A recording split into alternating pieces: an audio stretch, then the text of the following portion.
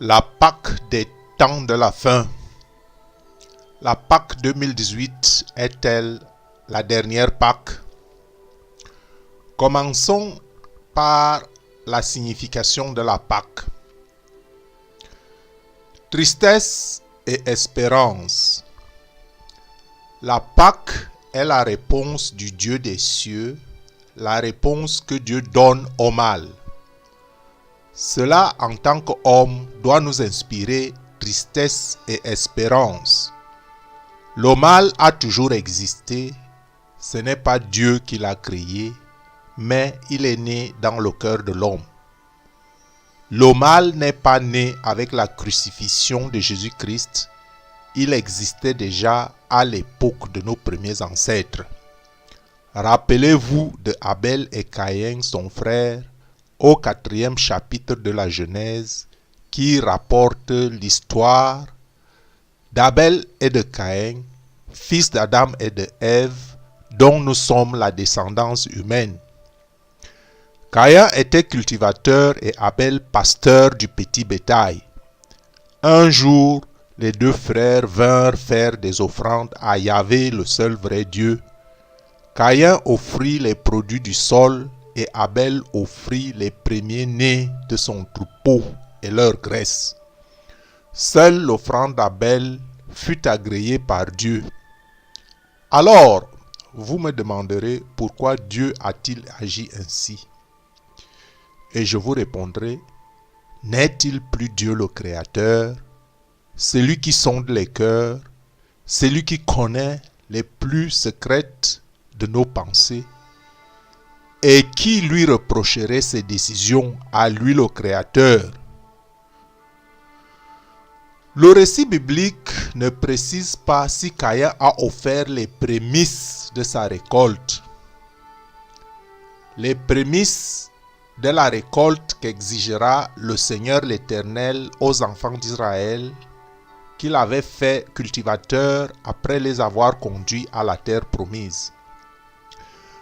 De toutes les façons, le refus du sacrifice de Caïn par Yahvé Dieu ne peut en aucun cas justifier son acte, sa décision de tuer Abel son frère par jalousie.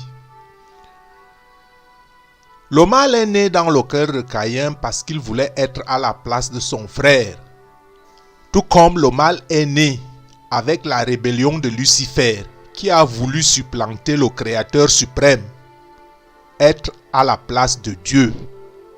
Raison pour laquelle nous devons être sensibles aux influences, aux désirs de nos cœurs, source de nos pensées. Nos désirs puissent leur source dans notre cœur, car le mal est d'abord, avant tout, la force qui influence nos actes, décisions et agissements. Agissons-nous en pensant au mal, même de manière inconsciente, ou alors agissons-nous sous l'influence des forces du bien, c'est-à-dire l'influence de l'Esprit de Dieu, qui est lumière et non ténèbres. Dieu incarne le bien, la bonté, l'amour absolu. C'est cet amour qui a fait que Dieu donne le libre arbitre aux hommes. Libre arbitre qui nous laisse en toute indépendance de penser et de choisir les orientations de nos cœurs. Ce sont les raisons identiques qui ont fait que les chefs religieux juifs et leurs contemporains condamnent un homme sans tache à la mort par croix, par cruauté, avec une extrême cruauté et par jalousie. Les désirs de leur cœur, eux qui se voyaient représentants de Dieu et non Jésus, ils voulaient assujettir et asseoir leur propre autorité, méprisant le choix du Créateur à la place du Christ. Tout comme Caïn voulait la place de Abel et Lucifer la place de Dieu. Donc la Pâque est l'appel de Dieu à l'orientation des désirs de nos cœurs. La Pâque est un appel à embrasser la volonté de Dieu qui n'est pas toujours en concordance avec nos désirs propres, les désirs parfois égoïstes et aveugles de nos cœurs. pour avoir conscience de saisir le don gratuit, la grâce de la terre promise, c'est-à-dire la vie éternelle, la vie sans souffrance, la vie sans maladie, la vie sans fin en présence du Très-Haut, notre Dieu. La Pâque est un appel d'amour, l'amour de Dieu pour les hommes, une perche pour nous ressaisir, nous détourner de nos mauvaises voies, l'appel par une démonstration de la puissance de Dieu, la puissance du bien, la puissance de l'amour, la fête de la victoire du bien sur le mal, la fête de la victoire de la vie sur la mort.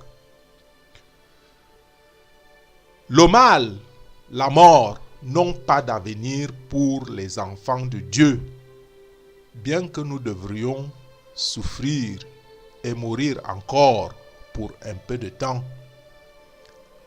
On peut lire 1 Pierre 1, versets 5 à 7.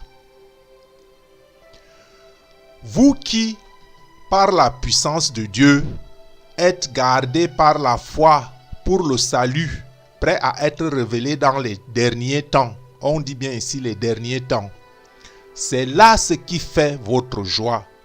Quoique maintenant, puisqu'il le faut, vous soyez attristés pour un peu de temps par diverses épreuves, afin que l'épreuve de votre foi, plus précieuse que l'or périssable, qui cependant est éprouvé par le feu, ait pour résultat la louange, la gloire et l'honneur lorsque Jésus-Christ apparaîtra. Jésus n'est pas mort. Jésus est ressuscité. C'est la fête de la Pâque. Il est ressuscité et il revient. Jésus revient.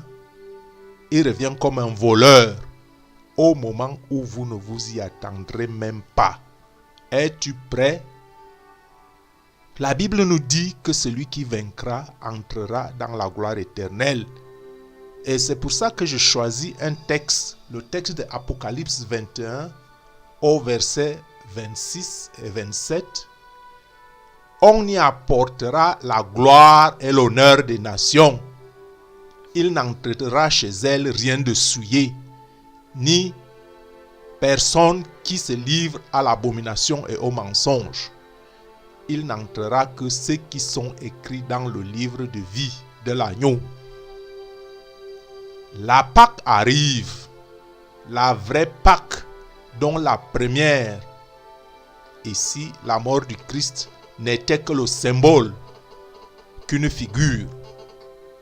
Alors, Ésaïe 52 verset 1 nous dit: Réveille-toi, réveille-toi, revêt ta parure, Sion, revêt tes habits de fête, Jérusalem, ville sainte, car il n'entrera chez toi ni incirconcis, ni impur. Chers frères, chères sœurs, mène une vie de sainteté dont Jésus a tracé la voie en mourant pour toi sur la croix et en ressuscitant le jour de Pâques.